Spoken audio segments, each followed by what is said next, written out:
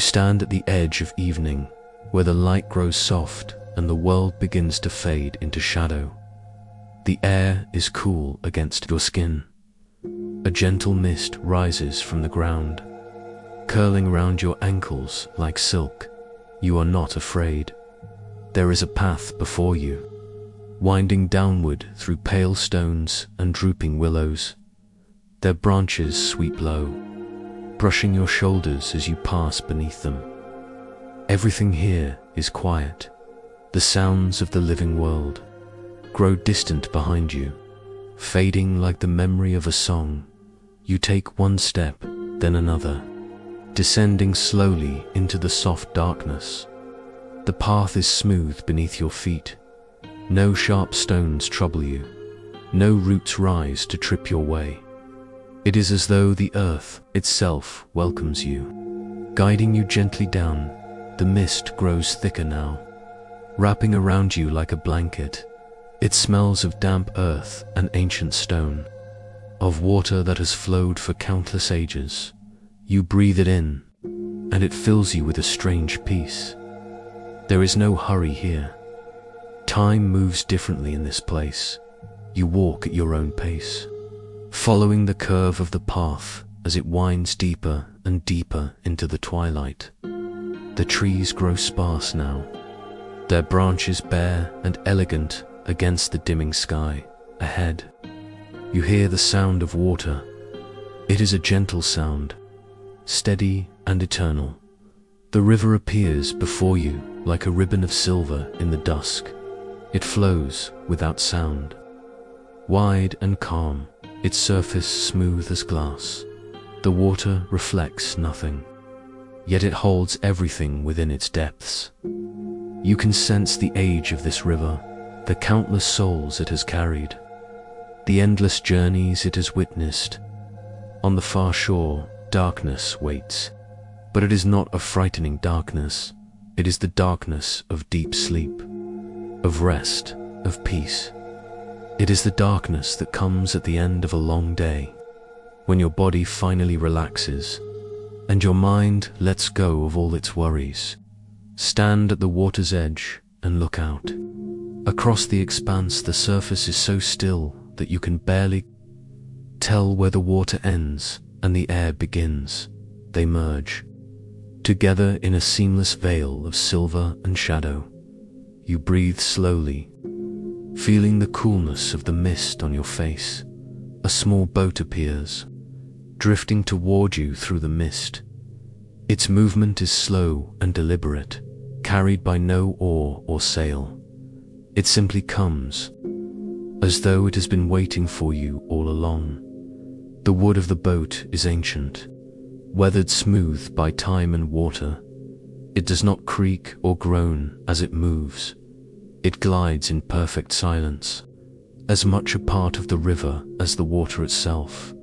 At the prow stands a figure, tall and cloaked in robes the color of fog. His face is weathered and ancient, lined with the passage of countless years. His eyes are kind, though they have seen more than any living soul could bear.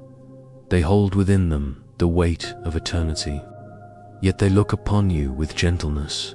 This is Corin, the ferryman. He has carried souls across this river since the world was young, before the great cities rose and fell, before the mountains wore down to hills. He was here, guiding the dead across these sacred waters. His voice, when he speaks, is as soft as the whisper of water over stone. "Welcome," he says, and there is no judgment in his tone, only acceptance. He extends a weathered hand to help you into the boat. His touch is surprisingly warm, reassuring in its steadiness. You step into the boat, and it does not rock or sway. It holds you steady as you settle onto the smooth wooden seat. The wood is worn soft by countless hands, countless souls who have sat where you sit now. There is comfort in that thought, in knowing you are not the first, nor will you be the last. The ferryman takes his place at the stern, his long pole dipping silently into the water. The boat begins to move. You glide across the surface of the river, leaving no ripples in your wake. It is as though you are floating on air, suspended between one world and the next. The mist surrounds you on all sides, soft and luminous in the fading light. You cannot see the shores you left behind. You cannot yet see the shore ahead. There is only this moment, suspended between worlds, floating in perfect stillness. The water beneath you is deep and old. It carries the weight of every journey, every passage, every soul that has come this way before. Yet it bears you lightly, as though you weigh no more than a feather. This is the river Styx, the boundary between the living and the dead. Its waters are sacred, binding, eternal. The gods themselves swear oaths upon this river, for it is older than they are, older than the world itself. You rest your hands in your lap and let your breath slow in and out, steady and calm. The ferryman does not speak, but his presence is comforting. He has guided so many before you. He knows the way without thinking. Without hesitation, you are safe here. In this quiet crossing, you watch the mist drift past, its patterns ever changing. Ever the same, shapes seem to form and dissolve within it. Faces and figures that might be memories or might be nothing at all. You do not try to hold on to them. You simply let them pass, like thoughts before sleep. Minutes pass, or perhaps hours. Time has no meaning on this river. You simply float, cradled by the water, held by the gentle rhythm of the boat's movement. The ferryman's pole dips and rises in a steady cadence, marking the passage of your journey. You feel yourself relaxing more and more with each moment. The tensions of the world above seem impossibly distant now. All the worries, all the fears, all the small urgencies that once seemed so important fade away like morning dew. There is only this, the crossing, the peace, the gentle rocking of the boat slowly. A shore begins to emerge from the mist. It is pale and rocky, lined with smooth stones that gleam faintly in the dim light. The stones are white as bone, polished by the river's eternal touch. They stretch along the shore in both directions. Disappearing into the mist, the boat glides to a stop, its prow kissing the shore with barely a whisper. The landing is so gentle you barely feel it. Asterisk, asterisk, we have arrived, the ferryman says softly. His voice carries a note of finality, but also of beginning. You rise, feeling the steadiness of your legs beneath you. You step from the boat onto the firm ground. The stones are cool beneath your feet, but not cold. They hold a gentle warmth, as though they remember the sun from ages past. You turn to thank the ferryman, but he is already drifting away, his boat dissolving back into the mist. His figure fades like a dream upon waking, there one moment and gone the next. You are alone now, standing on the shore of a vast and quiet land. Before you stretches a wide meadow, covered in pale grasses that sway in a breeze you cannot feel. The grass is tall and soft, reaching nearly to your knees as you begin to walk forward. It makes no sound as you move through it, as though sound itself is muffled in this place. The sky above is neither day nor night, but something in between. A perpetual twilight that casts everything in shades of silver and grey. There are no harsh shadows here, no glaring light, only this soft, eternal dimness that soothes the eyes and calms the mind. It is the perfect light for resting, for letting your thoughts drift without distraction. In the distance, you see a structure rising from the plain. It is massive and ancient, built of dark stone that seems to have grown from the earth itself. The stone is black as obsidian, smooth and gleaming in the twilight. These are the gates of the underworld. They stand open, welcoming, framed by columns carved with intricate patterns that spiral upward into the gloom. The carvings tell stories. You realize, as you draw closer, stories of heroes and mortals, of gods and monsters, of all who have passed through these gates before you. The detail is exquisite, each figure rendered with care and precision. Yet the images are not frightening. They show scenes of peace, of reunion, of souls finding rest at last. You walk toward them, your steps slow and measured. The grass whispers around you, bending as you pass. Small flowers bloom here and there, pale and delicate, their petals like drops of moonlight. They have no scent, but they are beautiful in their stillness. You pause to look at one, marveling at its perfect form. It is a flower that will never die, never fade, frozen in eternal bloom. As you draw closer to the gates, you see figures moving in the shadows, spirits like yourself, wandering through the meadow. They pay you no mind, lost in their own peaceful reverie. Some walk alone, others in pairs, their forms translucent and soft. They drift more than walk, moving with the ease of dandelion seeds on the wind. They are not sad, nor are they joyful. They simply are, existing in this place of eternal rest. Their faces are calm, serene, free from the troubles that once weighed upon them. You watch them for a moment, feeling a kinship with these wandering souls. You are one of them now, a traveler in this realm of shadows. You reach the gates and pause beneath their towering arch. The stone is smooth and cool to the touch, worn by the passage of countless ages. You place your hand against it and feel a faint vibration, as though the stone itself is alive, thrumming with ancient power. Beyond the gates, a path leads deeper into the realm, winding through gardens of asphodel and groves of slender trees. The gardens stretch as far as you can see, filled with those same pale flowers. Asphodel, the flower of the dead, blooming in endless profusion. There is no sound but the faint rustle of leaves and the distant murmur of water. Somewhere deeper in the realm, rivers flow, carrying souls to their final resting places. You take a breath and step through the gates. The air changes, growing thicker, heavier with the weight of ages.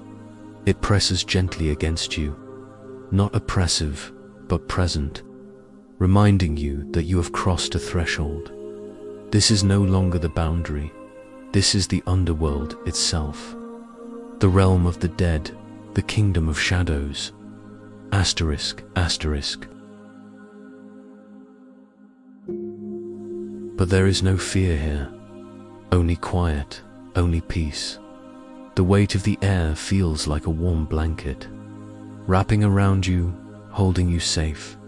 You walk forward, following the path as it curves through the landscape.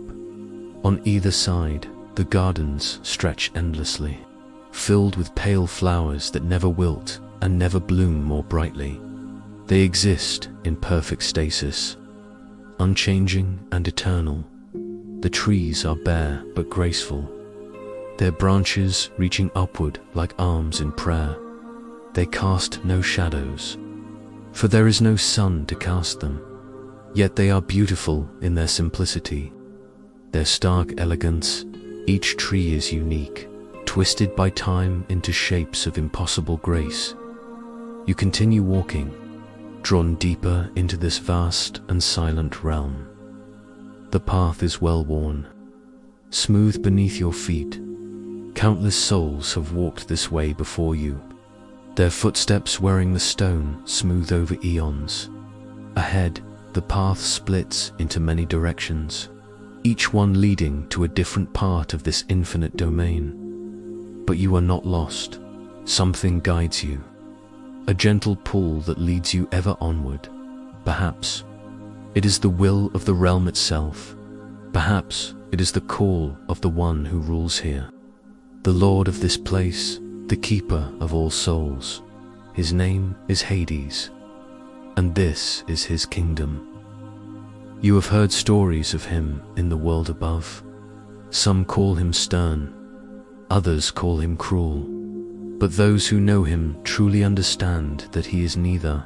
He is simply just, a guardian of the balance between life and death, and he welcomes you now, as he welcomes all who come to his shores. You feel no dread at the thought of meeting him, only a quiet curiosity. What will he be like, this god of the underworld? What will his realm reveal as you journey deeper into its mysteries? The path winds on, and you follow it, letting your footsteps carry you forward. There is no need to rush. There is no need to fear. You are here, in this place of rest, and you are safe. The underworld surrounds you like a gentle embrace, holding you in its timeless stillness. And as you walk, you begin to sense the presence of something greater, something ancient and powerful and kind. It watches over this realm, over every soul that enters, with a patience that has endured since the dawn of time. You feel it in the air, in the stone beneath your feet, in the very fabric of this place. A consciousness vast and deep, aware of every soul within its borders. This is the domain of Hades, and you have only just begun to discover its secrets. The path ahead glows softly with a light that seems to come from nowhere and everywhere at once. It beckons you forward, inviting you deeper into the heart of this eternal realm. You walk on, your breath steady, your heart calm. There is a story waiting to be told here, a story as old as the gods themselves, and you are ready to hear it. You walk deeper into the realm, and as you do, the air itself begins to whisper. It carries voices from long ago, echoes of stories that shaped the world. The path beneath your feet seems to shimmer, and you feel yourself moving not just through space, but through time itself. This is how memory works in the underworld. The past is never truly gone here. It lingers in the stones, in the air, in the very essence of the realm.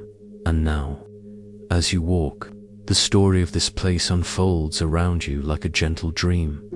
You see images forming in the mist ahead, not solid, but present enough to understand.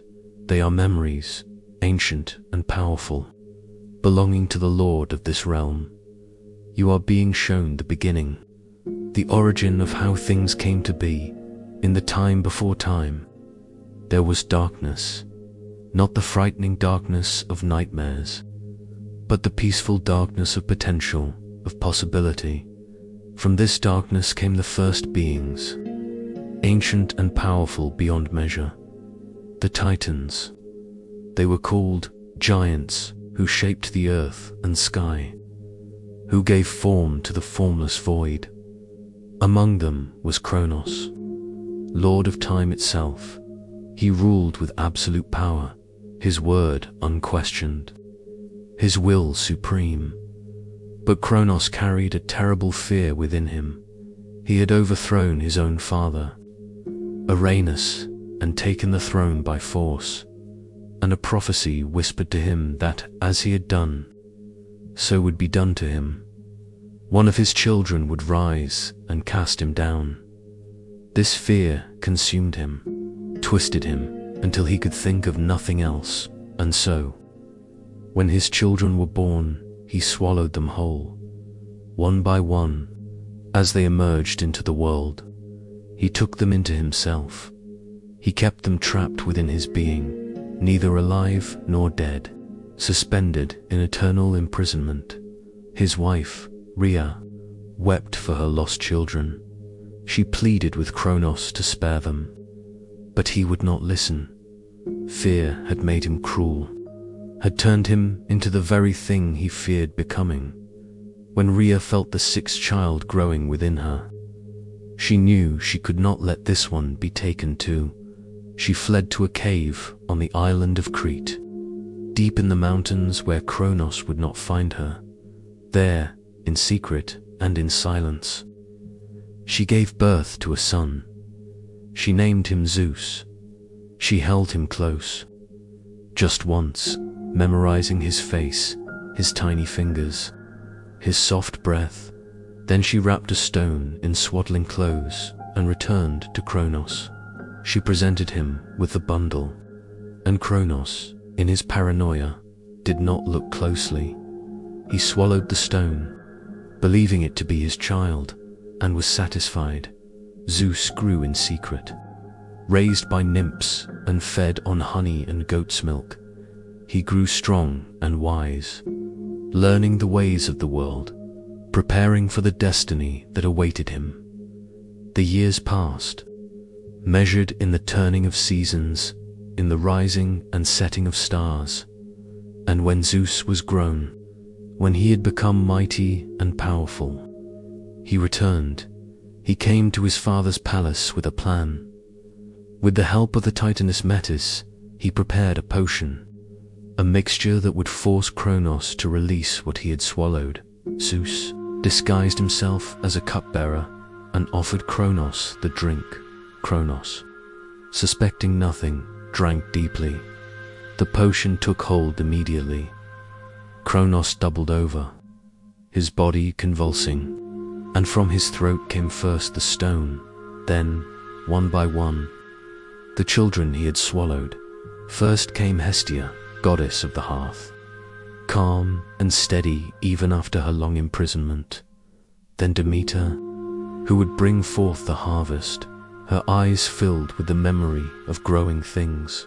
Then Hera, proud and regal, already carrying herself like a queen. Then Poseidon, with the crash of waves in his voice and the depth of oceans in his eyes.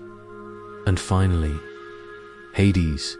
He emerged last, having been swallowed first.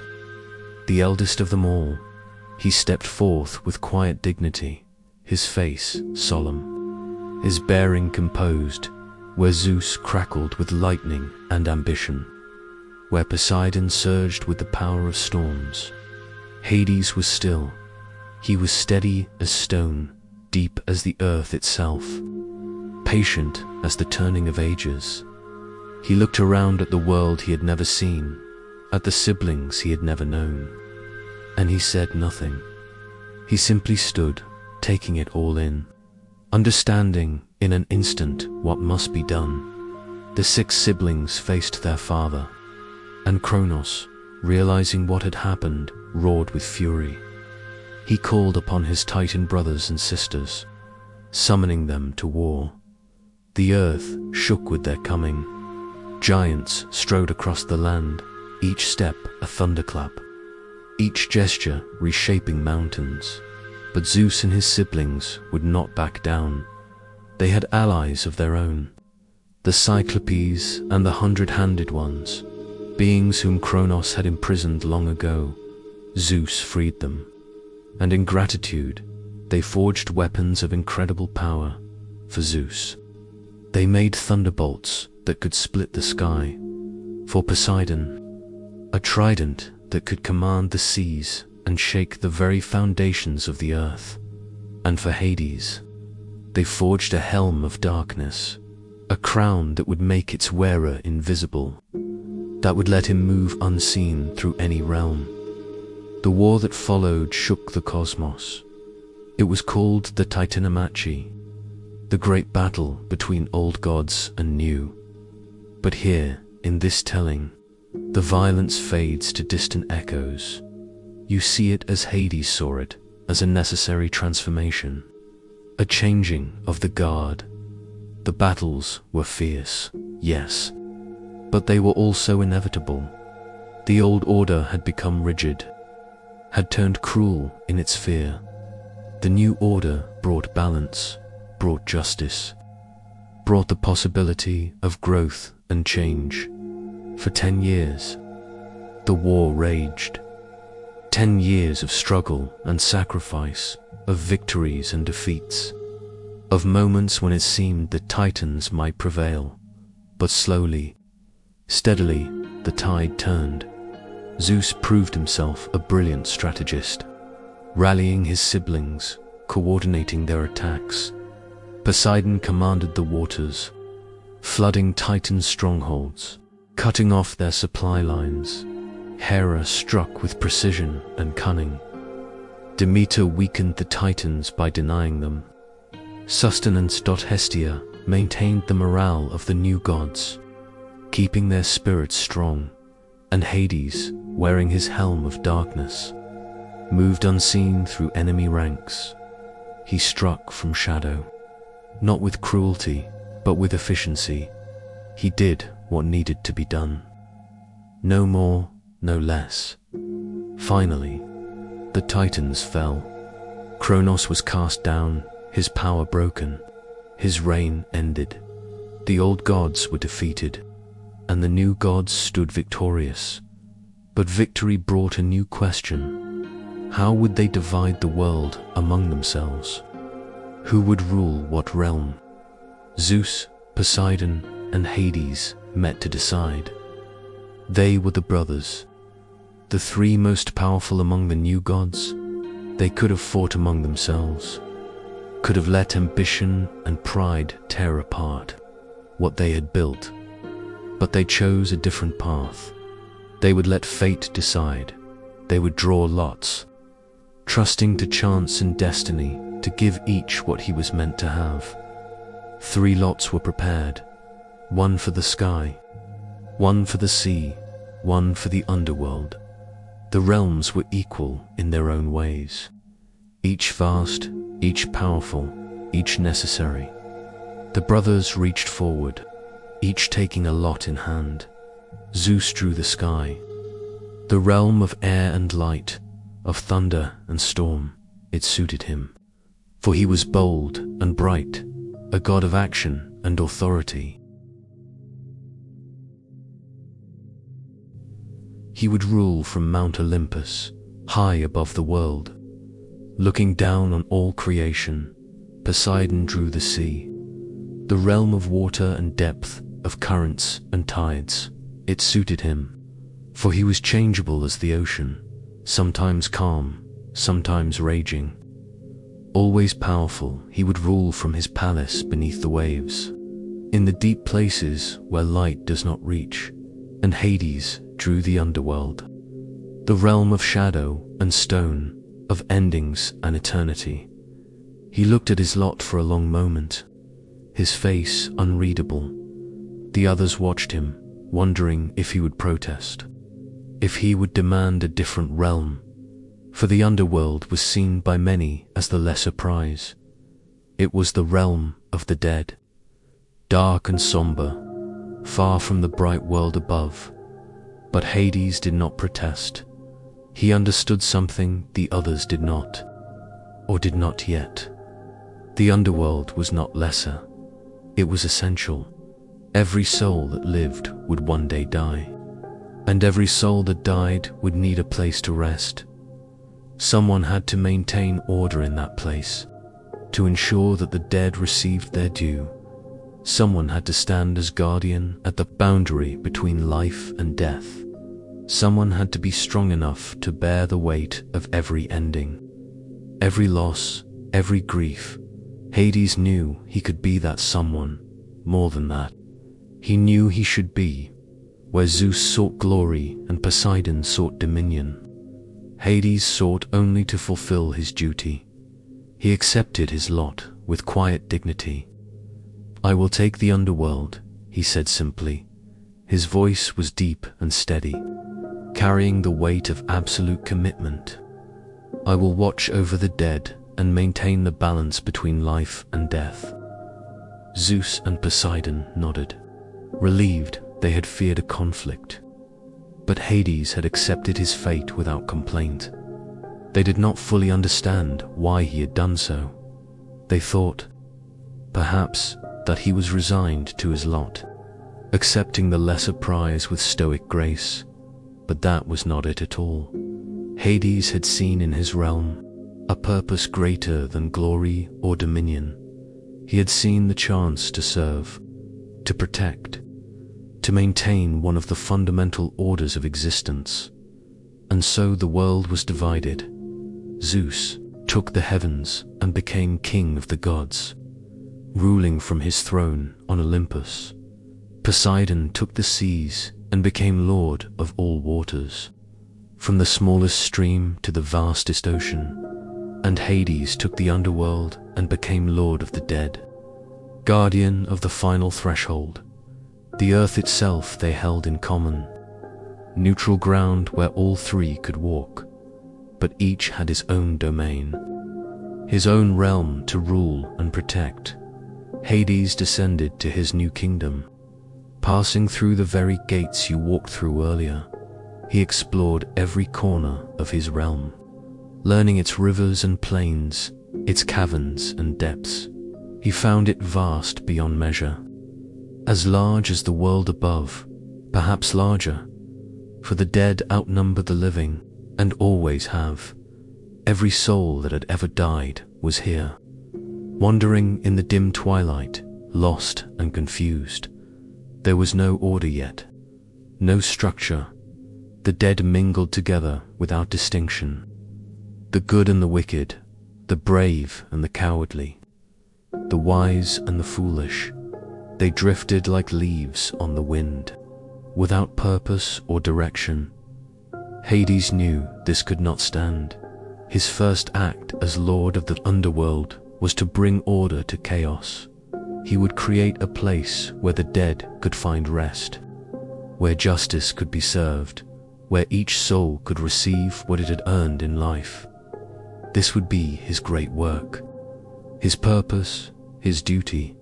He set to it immediately, working with the same patient determination that defined him. He did not rush. He did not grow frustrated. He simply did what needed to be done, one step at a time. And slowly, over time, the underworld took shape. It became a realm of order and justice, a place of final rest for all souls. But that work, that shaping, would come later. For now, as you walk through the realm, you understand the beginning. You understand how Hades came to be lord of this place, not through ambition or conquest, but through acceptance of duty, not because he wanted power, but because he understood responsibility. He took the realm that no one else wanted and made it into something essential, something necessary, something good. The images in the mist fade now, returning to simple vapor, but the story remains with you, settling into your understanding like a stone finding its place in still water. You walk on through the gardens of aspen, and the flowers seem to bow as you pass. They know the story to dot. Everything in this realm knows its origin, knows the quiet sacrifice of the god who rules it. Ahead, the path continues, leading deeper into the kingdom. You follow it, your steps steady, your breath calm. The story has just begun, and there is so much more to learn. About the realm itself, about the laws that govern it, about the king who shaped it with patient hands.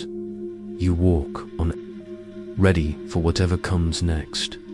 Asterisk, you continue your journey through the realm, and with each step, you feel the structure of this place revealing itself to you. The underworld is not simply one vast emptiness. It is a carefully ordered kingdom, divided into regions, each with its own purpose, each serving the great balance that Hades established. The path beneath your feet changes subtly now. What was smooth stone becomes something more deliberate. More crafted, you are walking on roads that Hades himself designed. Pathways meant to guide souls to their proper destinations. The mist parts before you, and you see the realm spreading out in all directions. It is more vast than you imagined, more complex, more beautiful in its own quiet way. Hades did not simply accept the underworld as he found it. He transformed it, shaped it, gave it purpose and meaning. When he first arrived, the realm was formless, a grey expanse where the dead wandered without direction. There was no justice here, no recognition of how a soul had lived its life. All were equal in their confusion, in their aimless drifting. Hades knew this was wrong. He understood that justice must extend beyond death, that the choices made in life must have meaning even after life has ended. And so he began the great work of ordering his realm. First, he established the rivers.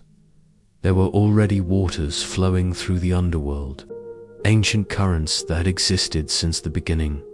But Hades gave them purpose, gave them names, gave them power. The Styx, which you have already crossed, became the boundary river, the first threshold. Its waters are sacred and binding, carrying the weight of oaths and promises. To swear by the Styx is to swear by something that cannot be broken, for even the gods must honor such oaths. The river Acheron flows with sorrow, carrying the grief of all who have lost and been lost.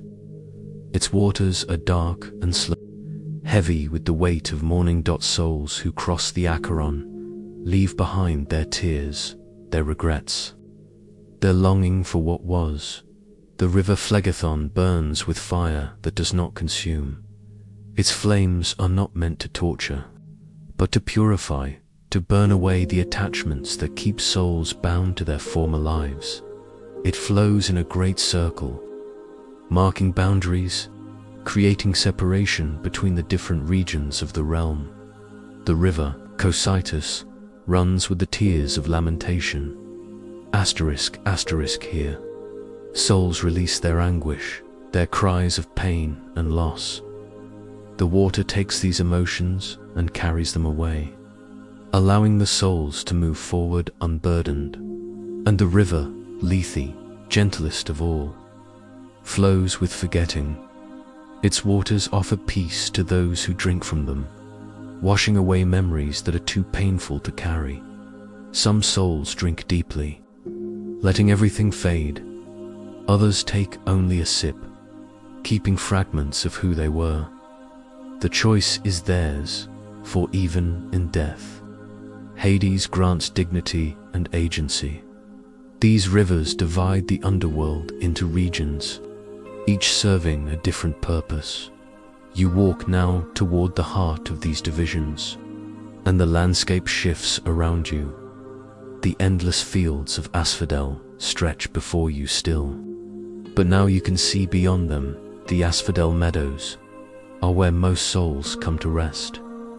This is the place for those who lived ordinary lives, neither exceptionally virtuous nor exceptionally wicked. They walked the middle path, doing both good and harm, making both wise choices and foolish ones. They were human. In all that word implies, here they wander in peace. Through endless fields of pale flowers, they do not suffer, but neither do they experience great joy. They simply exist in a state of quiet contentment, freed from the struggles of life.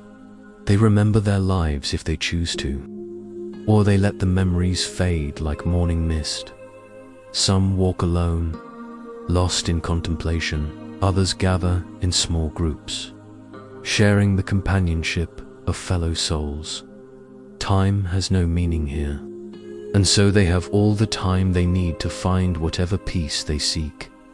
You watch them as you pass. These ordinary souls in their endless meadow. There is something beautiful in their simplicity, in their acceptance of this gentle fate. But the meadows are not the only region of the underworld. Beyond them, in the distance, you see a place where the light is brighter, where the twilight gives way to something almost like sunlight. Asterisk, asterisk, this is Elysium, the blessed realm. Hades created this place for the heroes, the righteous, the souls who lived with exceptional virtue and courage, those who sacrificed themselves for others, who fought for justice, who created beauty and meaning in the world above. Elysium is a paradise within the underworld, a place of eternal reward. Here, the fields are lush and green, not pale like the asphodel. Trees bear fruit that never rots. Springs flow with water sweet as honey. The air is warm and gentle, carrying the scent of flowers and growing things. Souls in Elysium can run and play, can feast and celebrate, can experience joy without the shadow of suffering. They can reunite with loved ones who also earned this reward, building communities of the blessed. Some choose to be reborn, to return to the world above and live again. But many stay, content in this place of peace and plenty. Hades watches over them with satisfaction, knowing that justice has been served, that virtue has been rewarded. You feel drawn toward Elysium, toward its warmth and light. But your path does not lead there. Not yet. There is more of the realm to understand first. You turn in another direction, and the landscape changes again. The light grows dimmer here, the air heavier, in the deepest part of the underworld. Far below the meadows and far from Elysium lies Tartarus. This is the place of punishment, where the wicked are sent to atone for their crimes. But even here, even in this place of consequence, Hades maintains order and justice. Tartarus is not a place of mindless torture or eternal cruelty. It is a place where the punishment fits the crime, where the wicked face the natural consequences of their actions. Those who caused suffering must experience what they inflicted. Those who stole must feel the loss they created. Those who broke sacred bonds must endure the breaking of their own. But the punishments are not endless, not truly eternal. For most souls, Tartarus is a place of purification, a long and difficult process of understanding and atonement. When they have truly learned, when they have genuinely changed, they are released to the asphodel meadows. Only the very worst, those who committed crimes against the gods themselves, or who brought unimaginable suffering to the innocent, remain in Tartarus forever. And even then, Hades does not torture them out of cruelty or revenge. He simply maintains the natural order, the balance between action and consequence. You do not venture close to Tartarus, for it is not a place for casual wandering, but you understand its purpose now, its place in the great structure of the underworld. Hades created these divisions not out of cruelty or arbitrariness, but out of a deep commitment to justice. Every soul receives what it has earned, no more and no less. But the regions alone were not enough to maintain order. Hades needed help, needed others who could judge the souls as they arrived, who could determine where each should go. And so he established the judges of the dead. 3 souls were chosen for this sacred duty. 3 men who had been kings in life, known for their wisdom and fairness. Minos, who had ruled Crete with justice and established laws that protected the weak, known for his unwavering integrity and his ability to see through lies to the truth beneath. And Io, celebrated for his piety and his compassion. his ability to temper justice with mercy. These three now sit in judgment over the dead, hearing the story of each soul that arrives. They do not judge harshly or quickly. They listen to every detail, consider every circumstance, weigh every choice and consequence. They understand that life is complex, that good people sometimes do bad things, that circumstances can force impossible choices, and so they judge with wisdom, with compassion, with a commitment to true justice rather than simple punishment. You see them now. In your mind's eye, three figures seated on thrones of dark stone before them. Souls appear one by one, their lives laid bare. Nothing can be hidden here. No lie can survive the scrutiny of death. The judges see everything, know everything, and from this complete knowledge they render their verdicts. Some souls are sent to Elysium, and they go with joy. Most are sent to the asphodel meadows, and they go with acceptance. Some are sent to Tartarus, and they go with understanding, knowing they have earned this fate. The judges do their work with quiet dedication, day after day, year after year, for all eternity. And Hades watches over them, ensuring that justice is served, that no soul is judged unfairly. But the underworld is more than just regions and judges.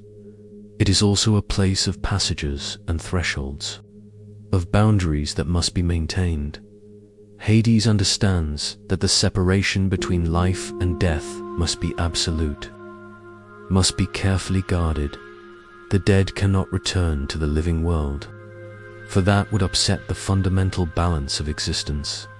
And so he established guardians at every threshold, watchers at every boundary. You walk now toward the great palace that rises in the center of the realm. This is the seat of Hades' power, the heart of his kingdom.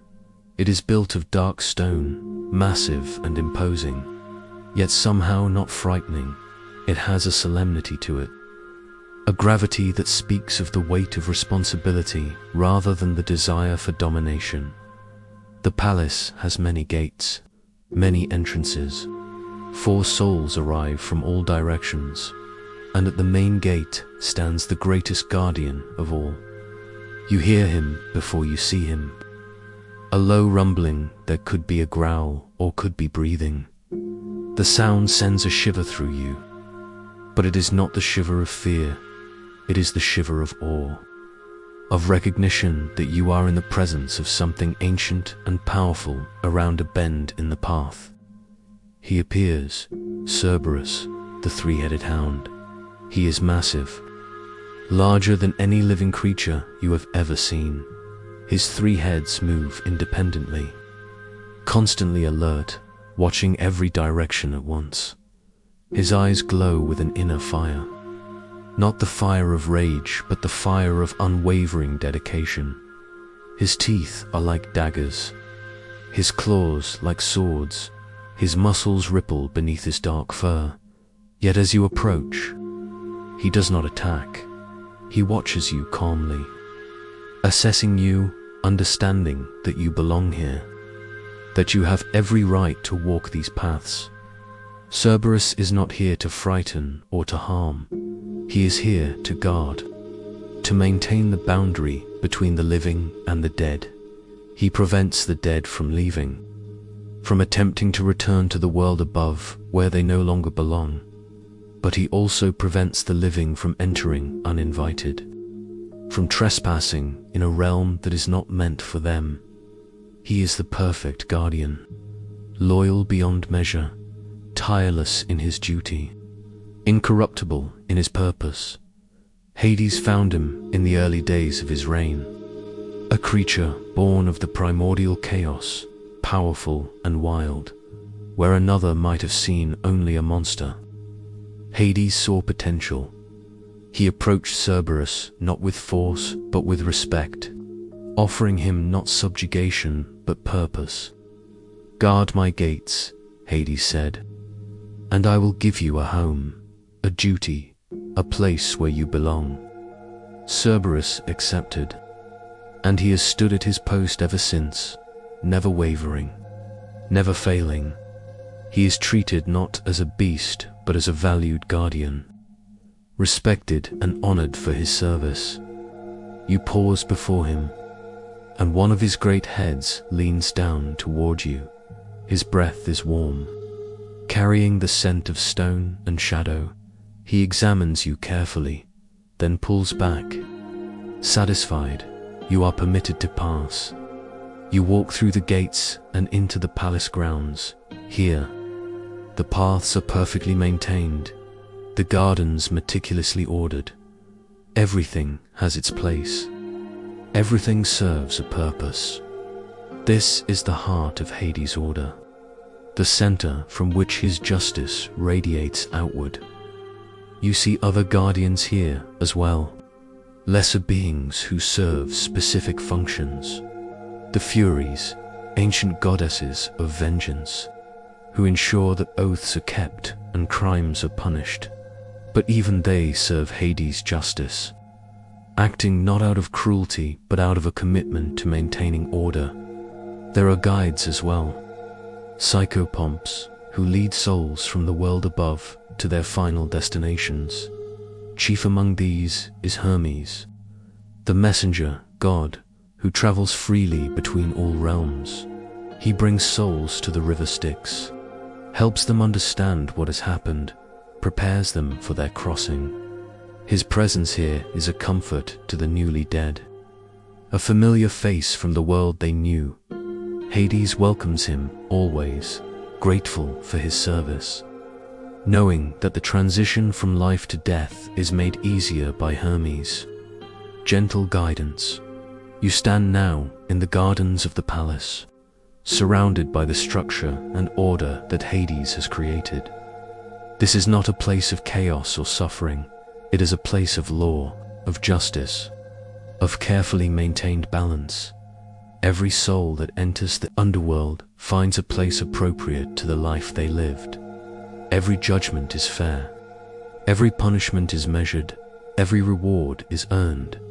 This is Hades' great achievement, the work he has dedicated eternity to maintaining. He does not seek glory or recognition for it. He does not demand that others praise his wisdom or admire his justice. He simply does the work, day after day, ensuring that death has meaning, that endings are honored, that every soul finds its proper rest. You feel a deep respect forming within you, an understanding of the magnitude of what has been created here. The underworld is not a place to be feared. It is a place to be understood, to be appreciated for the essential role it plays in existence. Without death, life would have no meaning. Without endings, beginnings would be impossible. And without someone to maintain order in the realm of the dead, chaos would reign, and suffering would be endless. Hades understood this from the beginning, and he has spent eternity ensuring that his realm serves its purpose with justice and compassion. The palace rises before you, its gates open, inviting you deeper. There is more to learn, more to understand about this place and the God who rules it. But for now, you simply stand in the gardens, breathing in the cool air, letting the order and peace of this place settle into your bones. You are safe here. You are exactly where you need to be, and the story continues to unfold around you, gentle as a lullaby, steady as the turning of the stars. You walk deeper into the palace gardens, and the air begins to change. Where everything before was shadow and stone, cool twilight and pale flowers, now you sense something different. There is warmth here, subtle but unmistakable, a softness in the air, a hint of color among the gray and silver. The path leads you through an archway carved with intricate patterns, of vines and flowers. These are not the pale asphodels that grow throughout the rest of the realm. These are vibrant, full of life, pomegranates and lilies, wheat and roses. You pass through the archway and find yourself in a garden unlike any other in the underworld. Here, flowers bloom in shades of deep crimson and gold. In violet and emerald green, trees bear fruit that glows softly in the dim light, round and perfect. The scent of growing things fills the air, rich earth and fresh blossoms. The smell of spring after a long winter. This is Persephone's garden, and her presence has transformed this corner of the underworld into something extraordinary. You find a bench carved from dark marble, and you sit, letting yourself rest. The story continues to unfold around you, gentle and patient, carried on the soft breeze that moves through the garden. Hades ruled his realm alone for a long time, dedicated to his duty, focused on maintaining order and justice. He did not seek companionship, did not feel the loneliness that might have troubled another. His work was his purpose, and it was enough, or so he believed. The gods above walked in the sunlight, celebrated and worshipped, surrounded by beauty and life. Hades remained below, in his kingdom of shadows, seeing them only when they had business in his realm. He did not resent this. He had chosen his path, accepted his duty, and he fulfilled it with unwavering dedication. But the other gods did not understand him.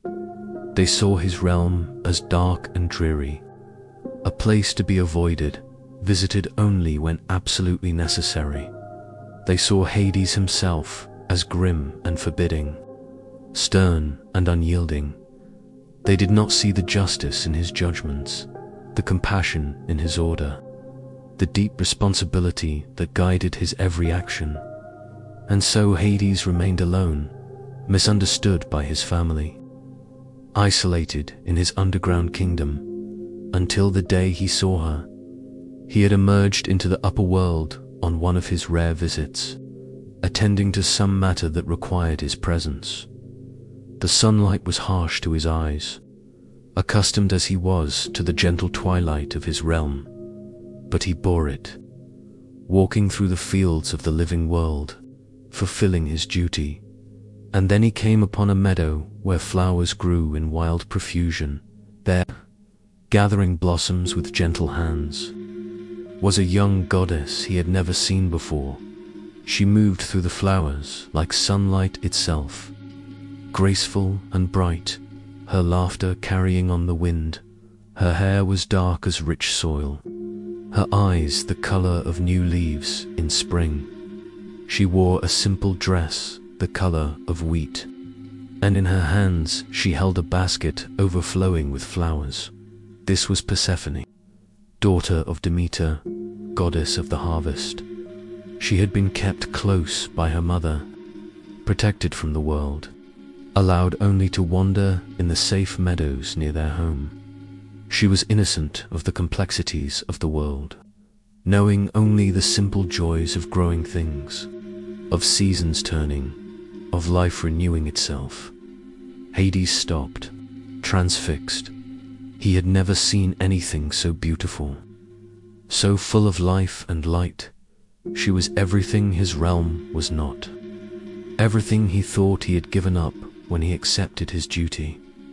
And in that moment, he felt something he had never felt before, not the satisfaction of duty fulfilled, not the calm certainty of justice served, but something warmer, something that made his ancient heart beat faster. He watched her move through the meadow, and he understood that he wanted to know her, to speak with her, to understand what it was about her that made the very air seem brighter. But he did not approach her. That day, he knew that his presence would frighten her, that a god of death appearing in a field of flowers would shatter the peace of the moment. And so he simply watched, memorizing every detail, then returned to his realm. But he could not forget her. Days passed, then weeks, and still her image remained in his mind. The sound of her laughter echoed through the silent halls of his palace. The memory of her brightness made his twilight realm seem darker than before. He found himself thinking of her as he went about his duties, wondering what she was doing, whether she was still gathering flowers in that sunny meadow. Finally, he could bear it no longer. He returned to the upper world, seeking her out, and he found her in the same meadow, alone as before, moving through the flowers with that same grace and joy. This time, he approached.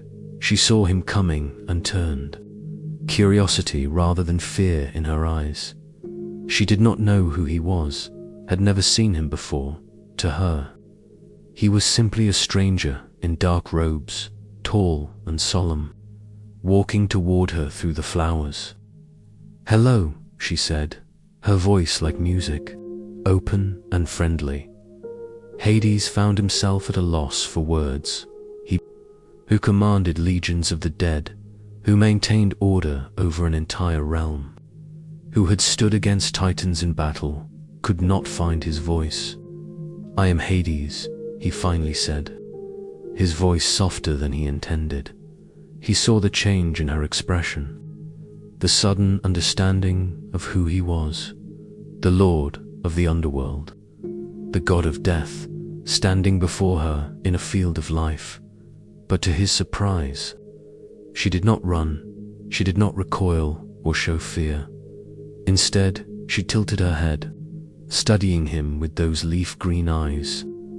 "I am Persephone," she said. "I have heard of you. My mother speaks of you sometimes." "What does she say?" Hades asked, though he could guess. Persephone smiled, a small, knowing smile.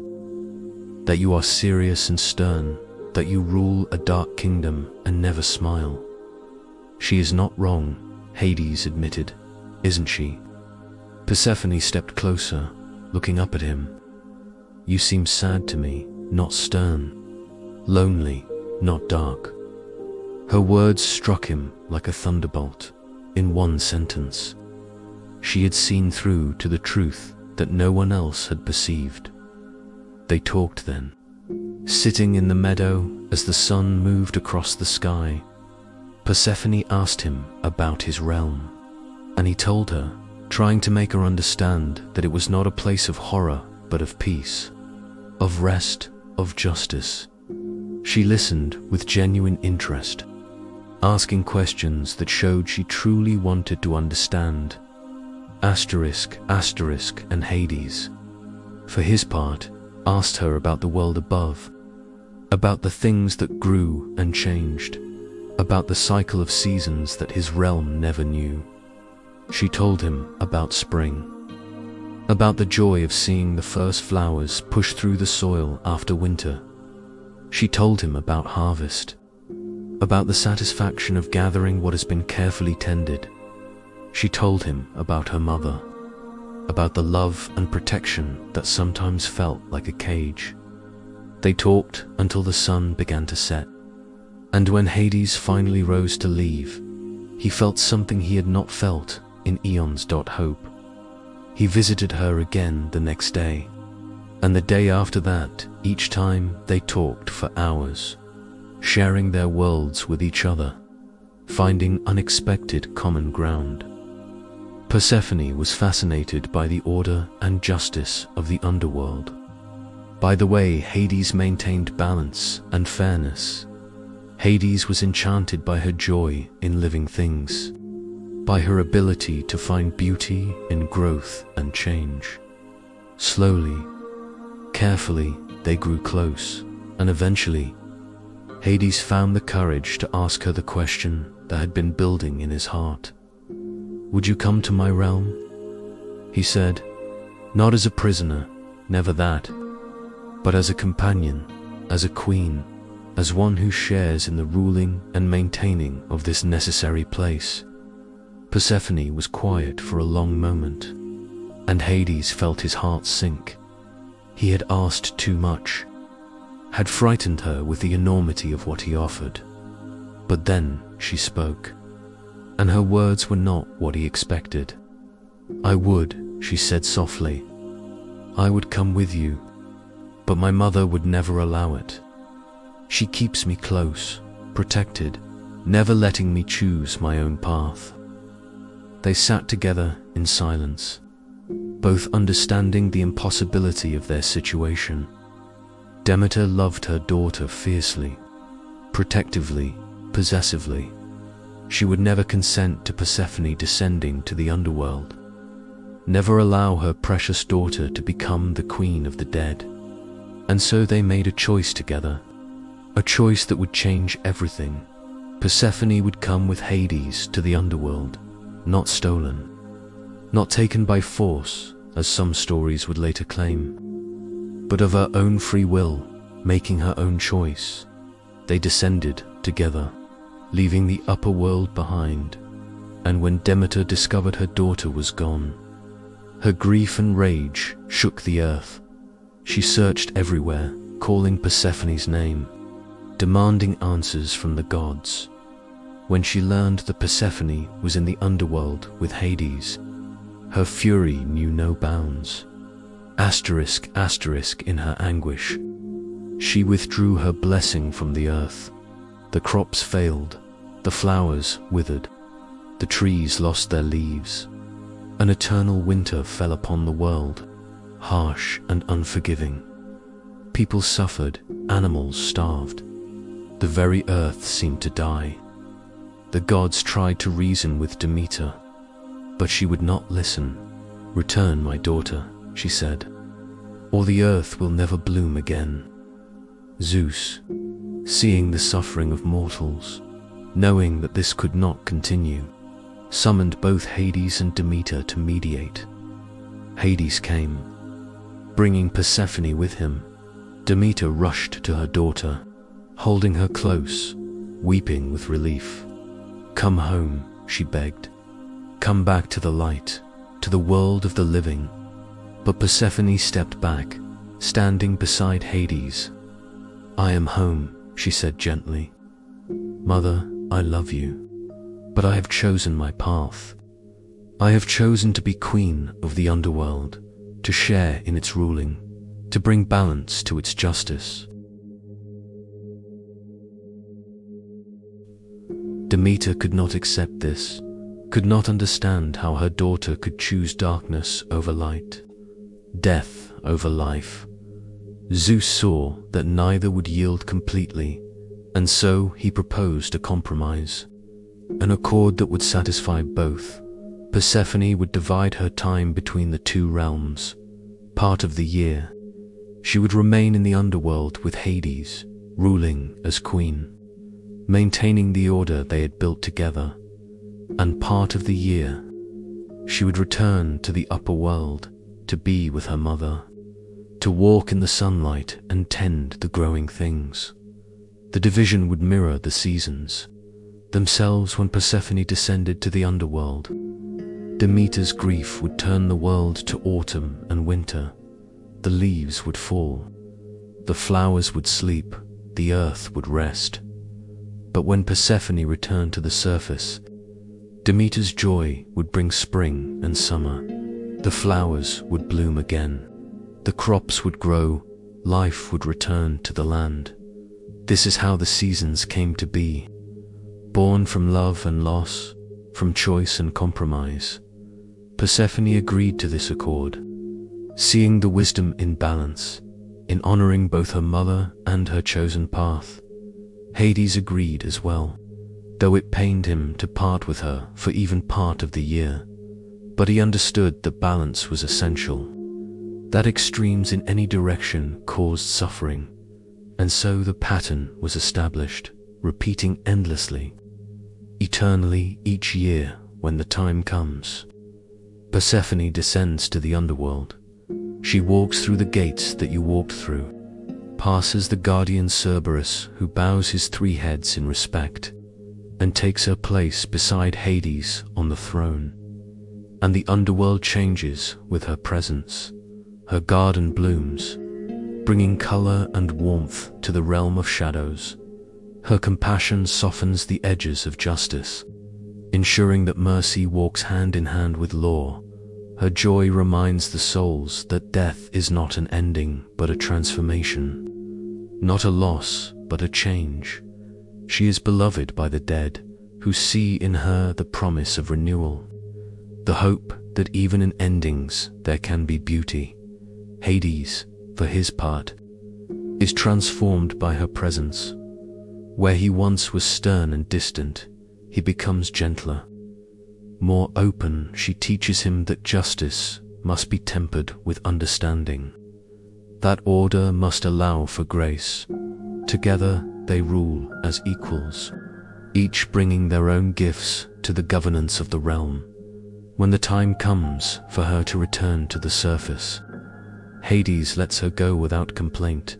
He understands the necessity of the accord, the importance of honoring the balance they have created, and he knows that she will return, that their bond is not broken by distance or time. During the months she is gone, he maintains the realm as he always has, with dedication and justice.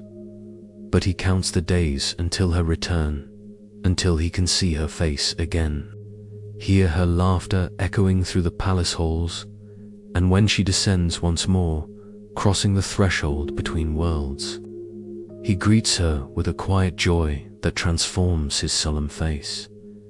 You sit in her garden now, surrounded by the beauty she has brought to this place. The flowers sway gently in the breeze, and you can almost hear her laughter in their rustling. She is the queen of the underworld, but she is also the bridge between death and life, between ending and beginning. Her story is not one of abduction or sorrow, though it has been told that way by those who do not understand. It is a story of choice, of love, of finding one's purpose in an unexpected place. It is a story of balance, of honoring both light and shadow, of understanding that we need both to be whole. The garden embraces you with its gentle warmth, and you feel the truth of this settling into your heart. Love can exist even in the realm of death. Beauty can bloom even in darkness and choice. True choice is the most powerful force of all. You rise from the bench and continue walking, following the paths through Persephone's garden. The story continues to unfold, gentle and steady, carrying you deeper into understanding. Asterisk, asterisk, you leave Persephone's garden and walk deeper into the heart of the underworld, where the mechanisms of passage and protection are maintained with eternal vigilance. The air grows cooler again, taking on the familiar stillness of the realm. You are moving now through the operational heart of this vast kingdom, where guardians stand watch and souls make their final transitions. The path leads you back toward the great gates, and you see Cerberus once more. This time, you observe him not as a traveler passing through, but as one seeking to understand his role in the greater order. He stands at his post, massive and alert, his three heads constantly moving, watching every direction. Each head has its own personality, its own way of perceiving the world. One watches the past, seeing souls as they arrive, understanding where they have come from. Another watches the present, assessing each soul in the moment, determining intent and truth. The third watches the future, anticipating threats, preventing escapes before they can be attempted. Together, the three heads form a perfect guardian, missing nothing, allowing nothing to pass without his knowledge and consent. Hades chose Cerberus not simply for his fearsome appearance or his strength, but for his loyalty and his incorruptible nature. The hound cannot be bribed, cannot be deceived. cannot be swayed from his duty by any means. He has turned back countless souls who sought to escape their fate, who tried to return to the world above where they no longer belonged, and he has prevented living souls from entering uninvited, from trespassing in a realm that was not meant for them. Well, almost all of them. There have been exceptions, rare moments when the boundaries were crossed with permission or through extraordinary circumstances. You settle onto a smooth stone near the gates, and the story continues to unfold around you. The realm grows quiet, focused. As you learn about these moments when the rules bent but did not break, Hermes comes and goes freely. Of course, the messenger god has always been welcome in the underworld, for his role is essential to the proper functioning of the realm. He guides souls from the moment of death, helping them understand what has happened, preparing them for their journey. He leads them to the river Styx, helps them onto Charon's boat, speaks words of comfort and explanation. Without Hermes, many souls would be lost, confused, unable to find their way to the gates. Hades has always been grateful for his service, treating him with respect and hospitality whenever he arrives. The two gods have developed a friendship over the ages, built on mutual respect and shared purpose. Hermes brings news from the world above, stories of the living, reminders that existence continues beyond the boundaries of the underworld, and Hades, in turn, shares the wisdom that comes from witnessing every ending, from understanding the full arc of mortal lives. They sit together, sometimes in the palace halls, talking quietly, to gods who understand the importance of transitions, of boundaries, of the spaces between. But there was one soul who came seeking entrance for a different reason, one whose story still echoes through the realm like the sweetest, saddest music. His name was Orpheus. He was a mortal, a musician whose skill was so great that even the gods stopped to listen when he played. His lyre could make stones weep, could make trees dance, could soothe the wildest beast. But all his music, all his extraordinary gift, could not save the woman he loved. Her name was Eurydice, and she was his wife, his heart, his reason for singing. They had been married only a short time when tragedy struck. Walking through a meadow, she stepped upon a serpent hidden in the grass. Its bite was swift and fatal, and before Orpheus could reach her, she was gone. Her spirit descended to the underworld, leaving him alone in the world above. Orpheus was inconsolable. He could not eat, could not sleep, could not find any comfort in the music that had once brought him such joy. Every song he played was a lament, every note saturated with grief. Finally, he made a decision that most mortals would never dare. He would go to the underworld himself, while still living, and beg for her return. He made his way to the entrance, following paths that should have been impossible for a living soul to find. But grief gave him clarity. Love gave him determination, and somehow he found the way. He came to the river Styx, and Charon refused him. "The living do not cross," the ferryman said, his ancient voice firm. But Orpheus took out his lyre and began to play. The music that flowed from his fingers was heartbreak made audible, love transformed into sound. It spoke of loss and longing, of beauty cut short, of devotion that would not accept ending. Charon, who had ferried souls for countless ages, who thought himself beyond the reach of mortal emotion, found tears streaming down his weathered face. He gestured to the boat without a word, and Orpheus stepped aboard. They crossed in silence, the music still echoing over the water. When they reached the far shore, Orpheus continued walking, his lyre in his hands. playing without ceasing. Cerberus heard him coming and moved to block his path, all three heads growling, teeth bared. But as the music reached him, something remarkable happened. The great hound's growls softened to whimpers. His head's lowered, no longer threatening but listening. Captivated, the fierceness drained from his eyes, replaced by something gentler, something almost like understanding. He lay down, all three heads resting on his massive paws, and let Orpheus pass.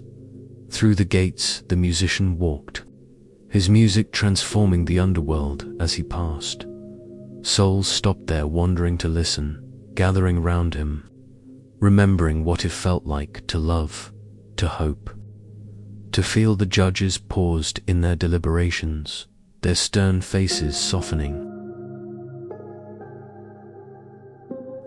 Even in Tartarus, the punishments ceased for a moment as the condemned stopped to hear the music of the living world. Orpheus walked until he reached the palace itself, until he stood before the thrones where Hades and Persephone sat in judgment. And there, before the Lord and Lady of the dead, he played his most beautiful song. It was a song of love, pure and true, love that would cross any boundary, pay any price, endure any hardship. It was a song of loss, of the emptiness that comes when a heart is torn in two.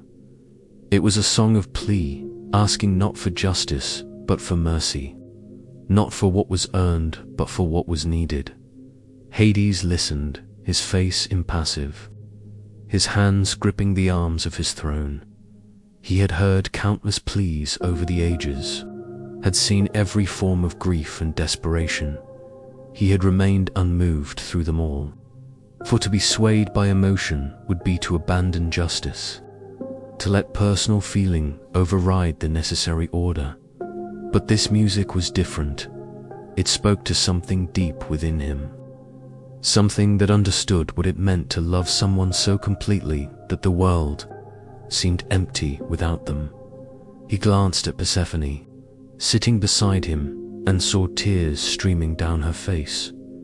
She reached over and took his hand, squeezing gently. Her message was clear without words.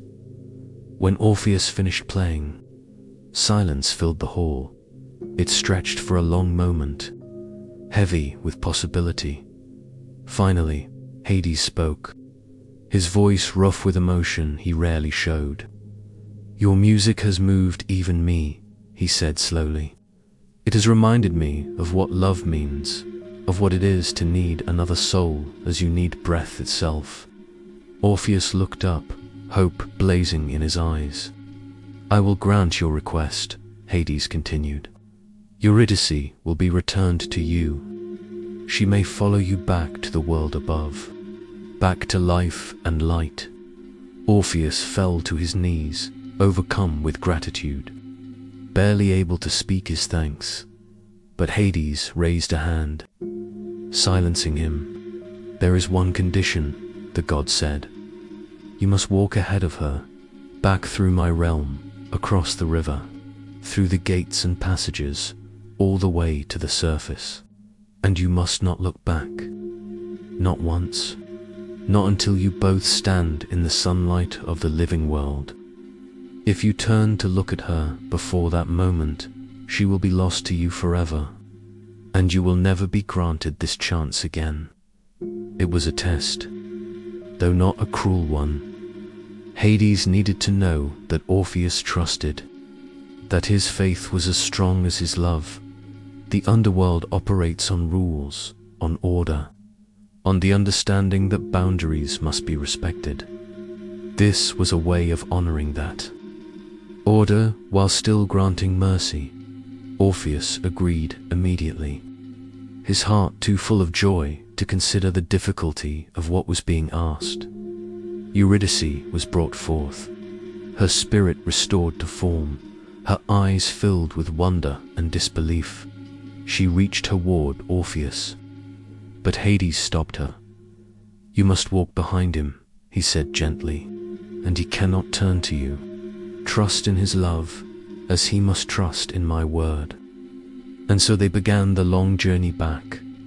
Orpheus walked ahead, his lyre silent now, listening for the sound of footsteps behind him. At first, he heard them clearly, the soft tread of Eurydice's feet on the stone paths. He smiled, his heart soaring, imagining their reunion in the sunlight. But as they walked, doubt began to creep in. The footsteps seemed to fade, growing softer, harder to hear. Was she still there? Had Hades truly kept his word? What if this was a trick, a cruel joke, and he was walking alone while believing he was leading her to freedom? The path grew steeper as they ascended, and Orpheus's breath came harder. The sound of his own footsteps masked the sound of hers. He strained to hear, tilting his head, trying to catch any evidence that she was still following. The silence behind him grew heavier with each step. His heart began to race with fear. What if she had stumbled? What if she had fallen behind and was lost in the darkness? What if she needed him and he couldn't hear her calling? They passed Cerberus, who watched them with his 3 heads, silent and solemn. They crossed the river Styx, Charon ferrying them without a word. They walked through the long passages, climbing toward the surface, and with each step, Orpheus's doubt grew stronger. Finally, they reached a threshold. Ahead, Orpheus could see light, real light, the light of the sun in the world. Above, just a few more steps and they would be free. Just a few more steps and Eurydice would be alive again. But the silence behind him was absolute. He could hear nothing. No footsteps, no breathing, no sound at all. Terror gripped him. What if she wasn't there? What if he emerged alone, having walked all this way for nothing? He had to know.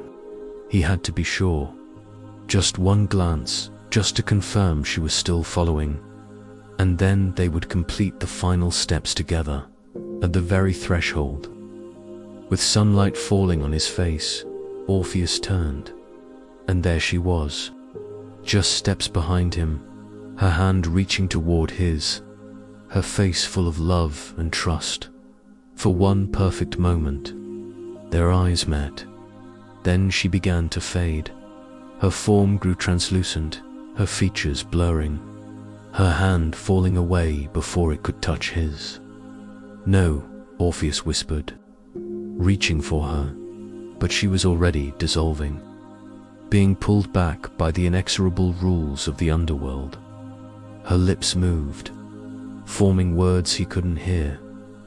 Perhaps I love you, perhaps goodbye.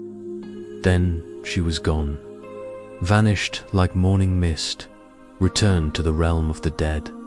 This time forever.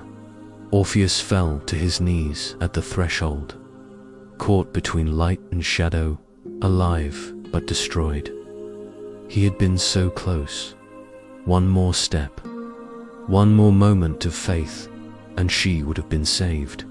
But doubt had won, and now he had lost her twice.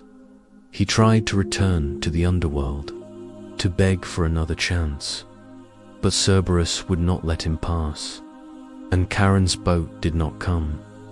He had been given his chance, and he had failed it. The living could not demand more from death. Orpheus returned to the world, but he was forever changed. He played his lyre no more, unable to create beauty when his heart held only grief. He wandered alone until his own death came, and when it did, when his spirit descended to the underworld once more, Eurydice was waiting. In death, they were finally reunited, walking together through the asphodel meadows, never to be parted again. The story of Orpheus is told throughout the underworld, a reminder of love's power and doubt's price, It is not a tale of cruelty, though some see it that way. It is a tale of boundaries and trust, of the importance of faith when faced with uncertainty. Hades granted what no mortal had ever been granted before, bending the rules as far as they could bend without breaking. But even mercy must have limits. Even compassion must respect the fundamental order. And so the story ends in loss, but also in the promise that love continues even beyond death, that eventually all who are separated will be reunited. You rise from your place near the gates, moved by the tale, understanding it more deeply now.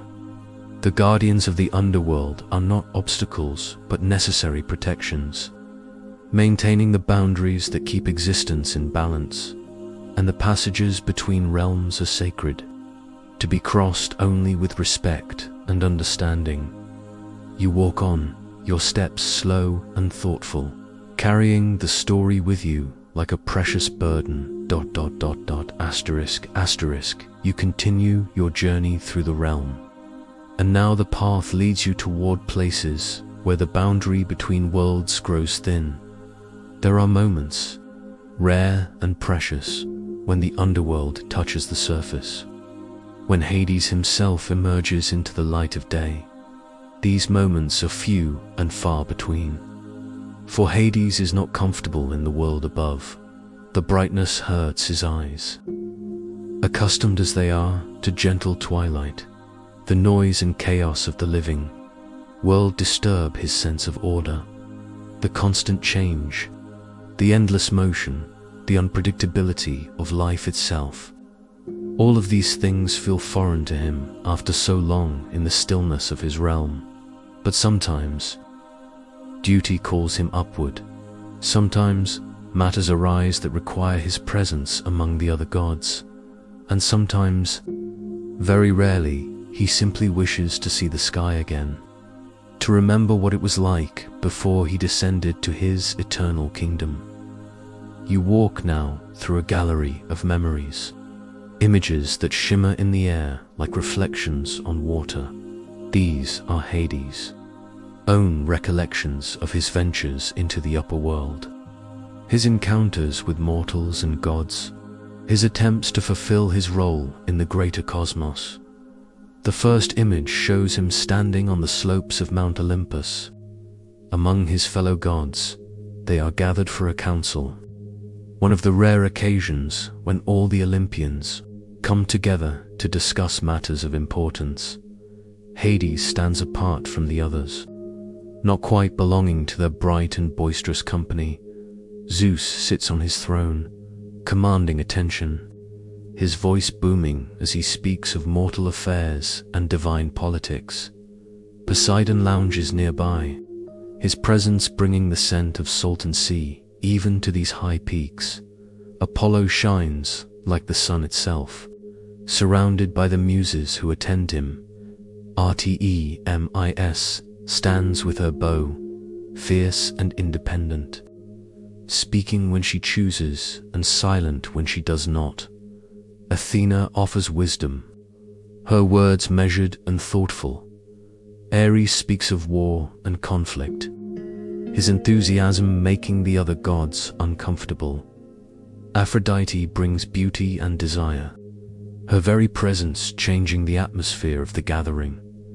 Hephaestus works even here, his hands never idle, always creating something new.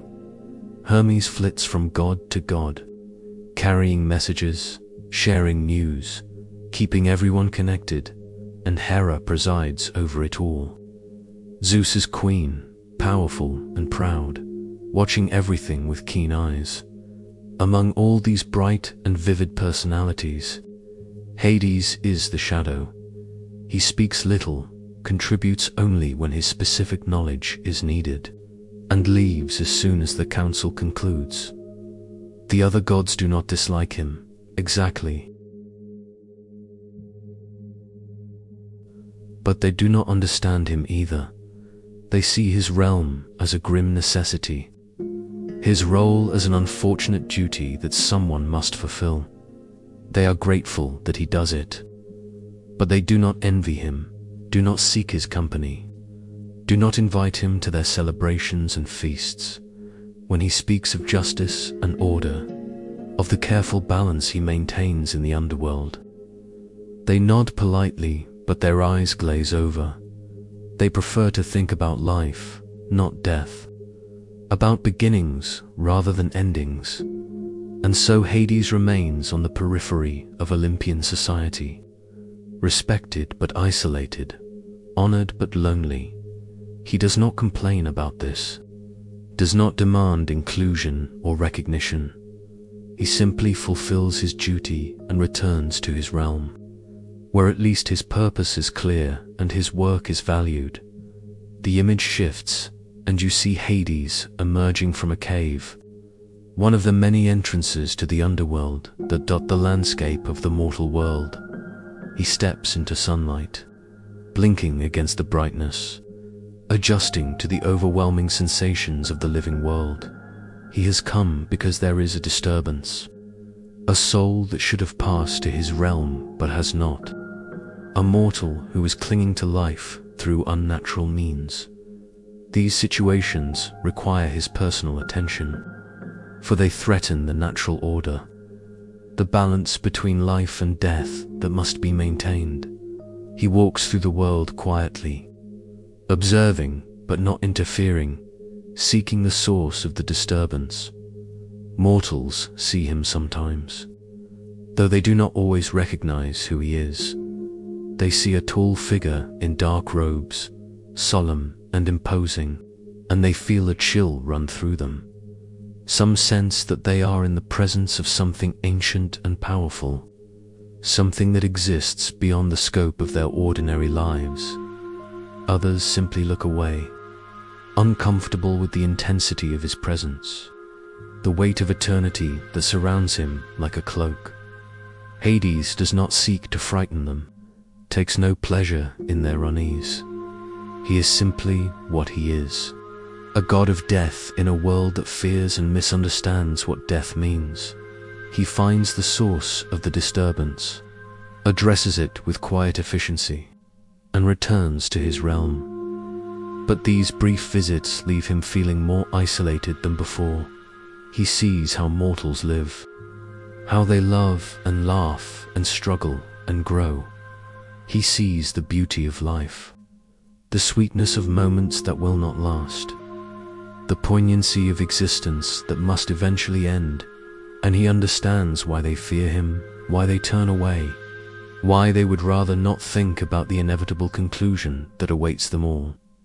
He is the reminder of mortality, the embodiment of the one truth that no living being wants to face, and so he remains misunderstood, feared rather than honored, avoided rather than welcomed. Another memory appears, and this one is different, tinged with both pride and sadness. A hero has come to the underworld, one of the greatest heroes the world has ever known. His name is Heracles, and he has been given 12 labors to complete, tasks so difficult that they seem impossible. The final labor requires him to capture Cerberus, to bring the great hound to the surface and show him to King Eurystheus, then return him safely to the underworld. It is a test of courage and strength, but also of respect and understanding. Many would have simply attacked Cerberus, would have tried to overpower him through brute force, but Heracles is wise enough to know that this approach would fail. The hound is not just a beast, but a guardian, not just a monster, but a sacred servant of the underworld. And so Heracles comes first to Hades himself. Seeking permission, he stands before the throne with his head bowed, not in fear but in respect. "Lord Hades," he says, his voice strong but not arrogant, "I have been tasked with bringing Cerberus to the surface. I ask your permission to attempt this, and I swear that I will return him unharmed, that I will treat him with the honor he deserves." Hades studies the hero for a long moment, he sees the strength in Heracles, the courage that has carried him through 11 impossible tasks. But he also sees something more, something that pleases him greatly. He sees respect for the underworld, understanding that this realm has rules and order that must be honored. You may make the attempt, Hades says finally, but you must subdue Cerberus without weapons, using only your own strength, and you must not harm him. If you can do this, if you can prove yourself worthy through respect rather than violence, I will allow you to take him to the surface for a brief time. Heracles agrees, and he approaches Cerberus with careful respect. The great hound snarls and snaps, testing the hero, trying to drive him away. But Heracles does not strike back with violence. Instead, he wrestles with Cerberus, matching strength against strength, showing that he is powerful enough to be taken seriously but gentle enough not to cause true harm. The struggle is long and exhausting, but eventually Cerberus yields, recognizing in Heracles a worthy opponent, a mortal who has earned the right to this victory. Hades watches with approval as Heracles leads Cerberus toward the surface, speaking to the hound with respect, reassuring him that this is temporary, that he will soon return to his proper post, and true to his word, once the labor is complete. Once King Eurystheus has seen the great hound and nearly fainted with terror, Heracles brings Cerberus back to the underworld. He returns him to Hades personally, thanking the god for his trust, praising Cerberus for his patience and dignity. Hades nods his approval, pleased that this encounter has unfolded with honor on all sides. You have shown respect for my realm and for those who serve it, Hades tells Heracles. This is rare among mortals, rarer still among heroes. When your time comes, when you eventually make your final journey to my realm, you will be welcomed with honor. Heracles bows deeply and takes his leave, and Hades feels a rare moment of satisfaction. Here, at least, was a mortal who understood, who saw past the fear and darkness to recognize the purpose and dignity of the underworld. But such moments are rare, and the memory of this encounter is precious to Hades, precisely because it is so unusual. Another image forms, darker than the others, tinged with the weight of justice that must sometimes be harsh. Two mortals have attempted something unthinkable, something so disrespectful that it cannot be allowed to pass without consequence. Their names are Theseus and Pirithous, and they are friends. Bound by a reckless pact, each has agreed to help the other win a daughter of Zeus as his bride. Theseus has already claimed Helen, though she is just a child, far too young for marriage, but that deed, troubling as it is, pales in comparison to what Pirithous desires. He has decided that he wants Persephone herself, the queen of the underworld, as his bride. It is an act of staggering arrogance, of disrespect so profound that it borders on madness. Persephone is not some mortal woman to be claimed or stolen. She is a goddess, a queen, the co-ruler of an entire realm, and she has already chosen her place, already made her commitment to Hades and to the underworld. But in his pride, believes that he can simply take what he wants, and Theseus, bound by his oath of friendship, agrees to help him. They descend to the underworld together, following the paths that mortals should never walk. They arrive at the palace with bold words and brazen demands, announcing their intention to take Persephone back to the surface. Hades receives them with icy courtesy, his face betraying nothing. "You wish to speak with my queen," he says, his voice dangerously soft. "Then sit and wait. She will come when she is ready." He gestures to stone chairs that stand nearby. and the two mortals, not sensing the trap, sit down. The moment they do, the stone comes alive, wrapping around them, holding them fast. They cannot move, cannot rise, cannot escape. They are bound to the chairs of forgetfulness, and slowly, gradually, their memories begin to fade. They forget why they came, forget their names, forget everything that made them who they were. This is Hades' justice, neither cruel nor excessive, but perfectly calibrated to the offense. They sought to steal his queen, to disrespect his realm and his sovereignty, and so they are held, trapped by their own arrogance, forced to face the consequences of their actions. Theseus is eventually freed by Heracles during his journey to capture Cerberus. The hero pleads for his friend's release, arguing that Theseus was led astray by misguided loyalty rather than true malice. Hades considers this argument and finds merit in it. Theseus is released. Though weakened and humbled by his time in the chair, he returns to the surface a changed man, stripped of his pride, understanding now the weight of respect and the danger of hubris. But Pirithous remains, for his crime was greater, his arrogance more profound. He stays in the underworld, bound to his chair, a warning to any who would show such disrespect to the realm of the dead. Hades takes no pleasure in this punishment, feels no satisfaction in the mortal's suffering, but he understands that some transgressions cannot be forgiven, that boundaries must be maintained, that respect for the natural order must be enforced. The image fades, and you are left with a deeper understanding of Hades' character. He is not cruel, but neither is he soft. He is just measuring each situation with careful precision, ensuring that consequences match actions. He does not punish out of anger or revenge, but out of necessity, out of the understanding that order must be maintained or chaos will reign. And yet, for all his justice, for all his careful maintenance of boundaries and rules, he is misunderstood by gods and mortals alike. They see him as harsh when he is simply firm. They see him as cold when he is simply controlled.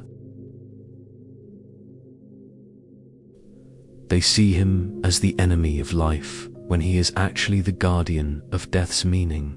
Without death, life would have no value, no urgency, no preciousness.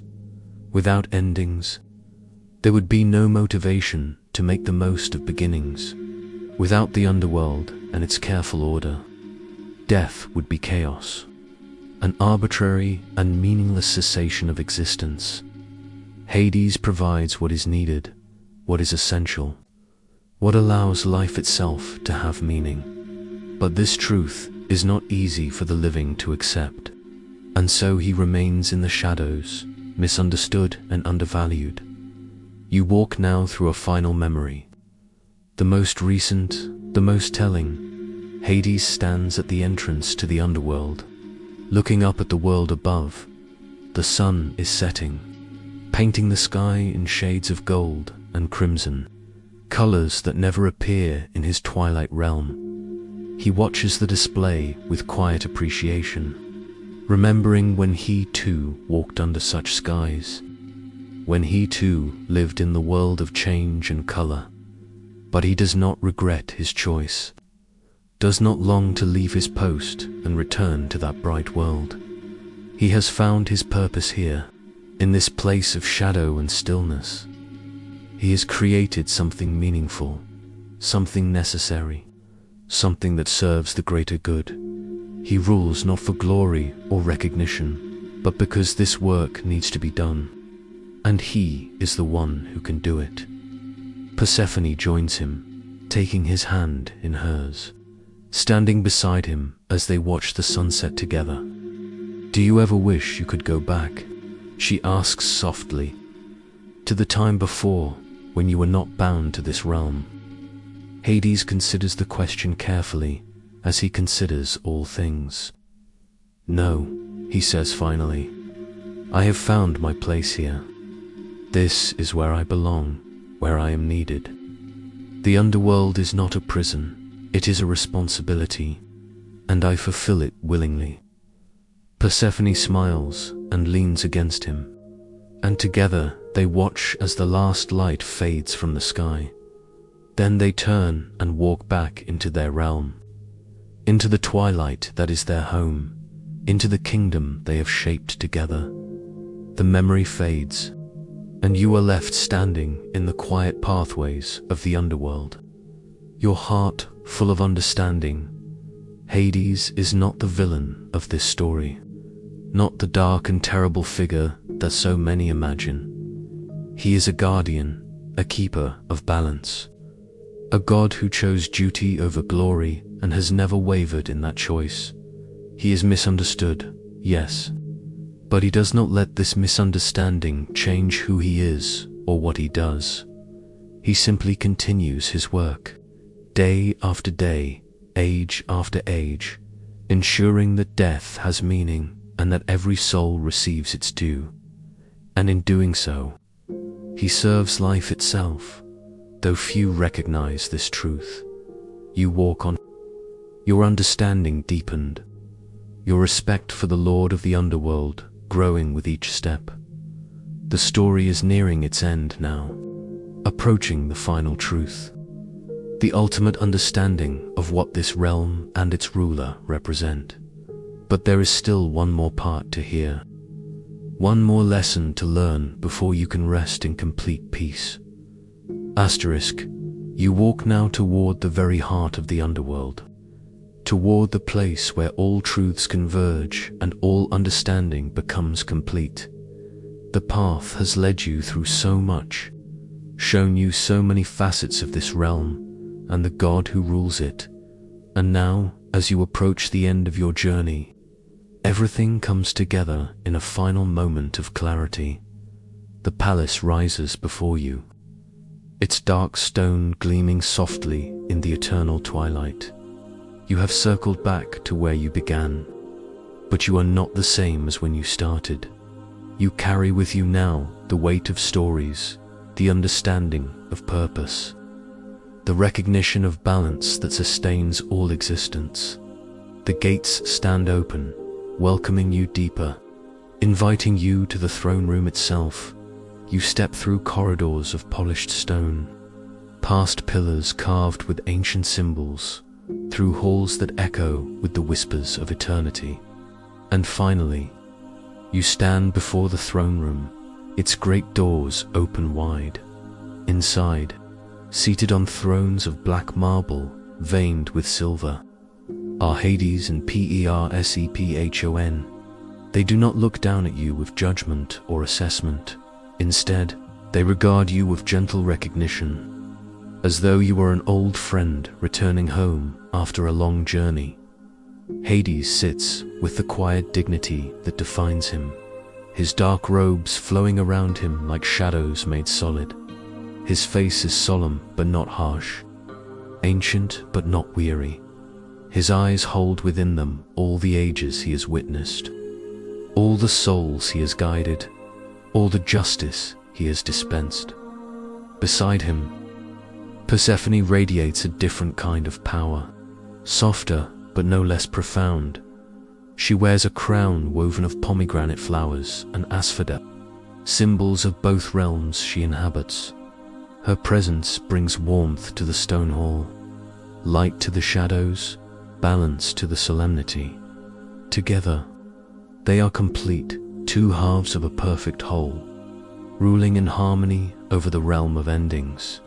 "Welcome," Hades says, his voice deep and resonant, filling the space without echoing. "You have walked through my realm, learned its stories, understood its purpose. Now you stand at the center, where all paths converge." Persephone smiles, and it is like the first flower of spring pushing through winter snow. "You have seen that death is not an enemy," she says gently. It is not darkness or oblivion or loss. It is transformation, transition, the necessary ending that makes way for new beginnings. You feel the truth of their words settling into your bones, into your very soul. Everything you have witnessed on this journey has led to this moment. This understanding, Hades rises from his throne and descends the steps toward you, up close. He is even more imposing, yet somehow less frightening. His power is undeniable, but it is tempered with wisdom, with patience, with a fundamental kindness that few ever see. My realm has existed since the beginning of time, he says, his voice soft now, meant only for you. Before there was order, there was chaos. Before there was justice, there was randomness. Before there was meaning in death, there was only fear and confusion. He gestures around the throne room, and the walls seem to dissolve, showing you visions of the underworld in all its vastness. I have spent eternity building something that matters, he continues, a place where every soul can find rest, where justice is served without cruelty, where endings are honored rather than feared. This is my legacy, the work that defines my existence. Persephone joins him, taking his hand in hers, their fingers intertwining naturally, comfortably, and it is a legacy built on balance, she adds. Life and death, light and shadow, beginning and ending. These are not opposites in conflict, but partners in a dance that sustains all of existence. She looks at you with eyes that hold both the joy of spring and the wisdom of winter. I move between worlds, she says, and I carry messages between them. To the living, I bring the promise that death is not the end, that there is order and purpose beyond the final breath. To the dead, I bring the memory of life, the reminder of beauty and growth and all the things that made existence precious. The visions on the walls shift, showing you the full cycle now. Souls being born into the world above, living their lives with all the joy and struggle that entails. Then, when their time comes, descending to the underworld, crossing the river, passing through the gates, being judged fairly, being sent to the region they have earned, finding peace at last.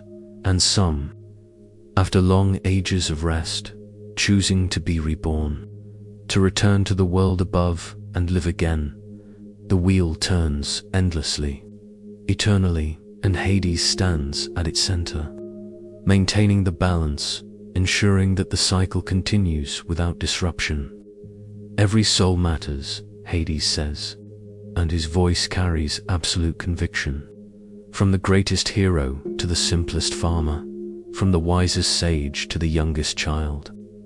Every life has meaning, every death has purpose, and in my realm, every soul receives what it has earned, measured not by wealth or power, but by the choices made, the love shared, the integrity maintained.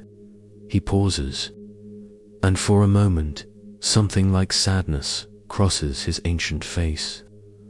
I am feared by the living, he says quietly. I am called cruel, called cold, called the enemy of all that is good and bright. But this has never been true. I do not delight in death, do not celebrate when souls arrive in my realm. I simply provide what is necessary, what allows existence itself to have structure and meaning. Persephone squeezes his hand, offering comfort, and he continues, without death, there would be no urgency to life, no motivation to make the most of the time we have. Without endings, beginnings would be meaningless. Without loss, we could not appreciate what we have while we have it. I am not the enemy of life. I am its context, its boundary, its ultimate meaning. The words resonate through you, touching something deep and fundamental. You understand now why fear of death is so universal. but also why it is misplaced. Death is not annihilation, but transformation, not loss, but change. Not an enemy, but an inevitable friend who comes for everyone eventually. And in the underworld, under Hades' careful governance, death becomes something that can be faced with dignity rather than terror. My brother Zeus rules the heavens, Hades says, his voice taking on a reflective quality. He is celebrated, worshipped, honored with temples and festivals. Mortals pray to him for good weather, for victory in battle, for blessings and favor. And this is appropriate, for he governs the realm that most directly affects their daily lives. He walks slowly around the throne room, and you walk with him, listening. Poseidon rules the seas, he continues, and sailors pray to him for safe passage, for calm waters, for protection from storms. He too is honored and feared, respected for his power over the element that can give life or take it. Hades stops at a window that looks out over his realm, over the endless fields and distant rivers, over the countless souls who wander in peace. But I rule the one realm that everyone must eventually enter, he says. Every mortal, every hero, every king and queen and beggar and fool, all come here in the end. And yet I am the least honored, the least understood, the most feared. Temples are rarely built in my name, for mortals do not wish to acknowledge my existence until they have no choice. There is no bitterness in his voice, no resentment, only a quiet acceptance of this truth. But I do not require worship or recognition, he continues. I do not need temples or festivals or prayers. I simply need to do my duty, to maintain the order that allows existence to continue. And this I have done without fail. Since the beginning, Persephone appears beside him, wrapping her arm around his waist, leaning her head against his shoulder. He is the most selfless of all the gods, she says softly, speaking to you.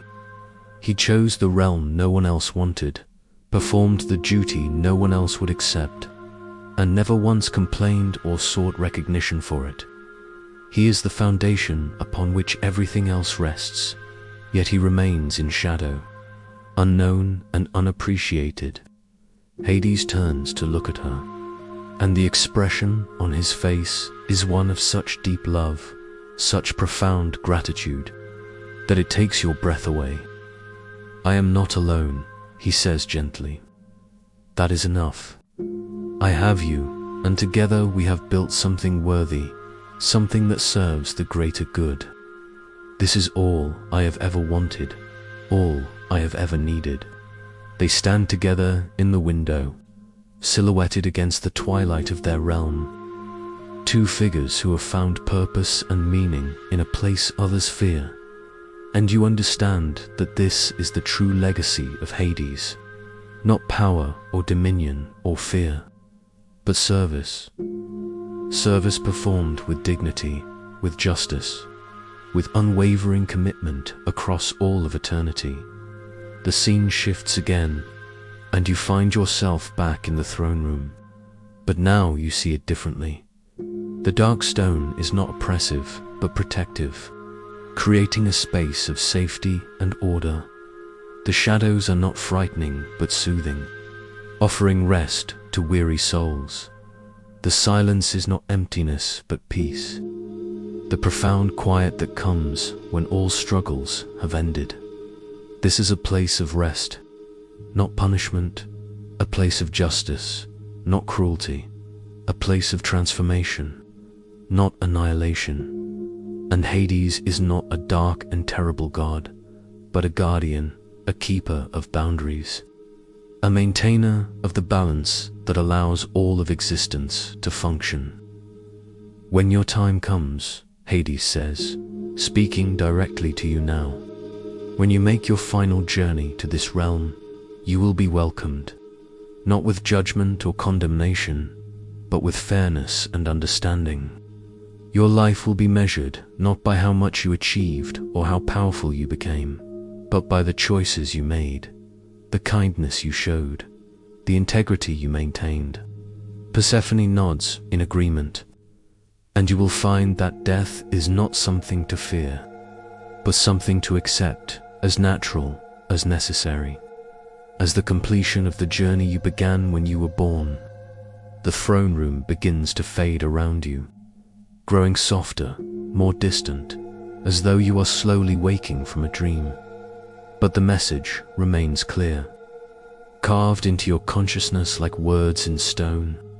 Remember, Hades says, his voice following you as the vision dissolves, that every ending is also a beginning. Every death makes way for new life, and in the great cycle of existence, nothing is ever truly lost, only transformed. You find yourself back in the gardens now, walking slowly along paths lined with asphodel and pomegranate trees. The story has come full circle, and you carry with you a profound understanding. The underworld is not a place of horror or despair. It is a place of rest, of justice, of ultimate peace. And Hades is not a villain or an enemy, but a necessary presence, a guardian of the threshold between life and death. He chose duty over glory, chose service over recognition, chose to maintain order in a place others feared to enter. And in doing so, he provided something essential, something without which existence itself would collapse into meaningless chaos. You walk on through the gardens, feeling the peace of this place settling into your very bones. Your breath comes slowly, evenly, deeply. Your heartbeat slows to a calm, steady rhythm. Your thoughts drift like leaves on a gentle stream, moving without effort, flowing without resistance. You are safe here. In this realm of endings and transformations, you are understood here, seen fully for who you are, judged fairly for the choices you have made, and you are welcome here, now and always. Whenever your journey brings you to this threshold, the garden path leads you to a soft meadow, carpeted with flowers that glow faintly in the twilight. You find a place beneath a graceful tree, its branches bare but beautiful, reaching upward into the endless grey sky. You settle down, leaning back against the smooth trunk, letting your body relax completely. The story is complete now, the journey finished. You have walked through the underworld, learned its secrets, understood its purpose. You have met its lord and queen, witnessed their dedication, recognized their wisdom, and now you can rest, truly rest, deeply rest, peacefully rest. Your eyes grow heavy, and you let them close, no longer needing to see, content to simply be. The sounds of the underworld surround you, the gentle rustle of asphodel in the breeze, the distant murmur of rivers, the soft whisper of souls at peace. It is a lullaby, ancient and eternal, sung by the realm itself. You feel yourself sinking deeper into relaxation, your body becoming lighter, your mind becoming quieter. All the stories you have heard tonight settle into your consciousness like stones finding their place at the bottom of a still pond. They will remain with you. These truths about death and endings and the balance that sustains all things. But for now, you need not think about them, need not analyze or understand. For now, you simply rest, cradled by the peace of this place, held by the eternal stillness. Hades watches over his realm, as he has always done, as he will always do. He ensures that justice is served, that order is maintained, that every soul finds its proper place, and under his watchful care, under his unwavering dedication, you are safe, you are at peace, you are home. Let yourself drift now, deeper and deeper into sleep. Let the stories fade into dreams, gentle and soothing, carrying you into the profound rest that comes at the end of all journeys. The underworld embraces you with its eternal calm, its infinite patience, its perfect stillness, and in this embrace, you find what all souls seek in the end: peace, rest, release. Sleep now, deeply and completely, knowing that you are held by something far greater than yourself. Sleep, and let the realm of Hades guard your rest as it guards all souls who pass through its gates. Sleep, and know that endings are not to be feared, but accepted as the natural completion of every story. Sleep, rest, peace. Peace. The story is told. The journey is complete, and all that remains is the gentle descent into dreams. Let go now, and sleep. Sleep deeply, peacefully, endlessly. The underworld watches over you, and you are safe, forever at peace, forever home.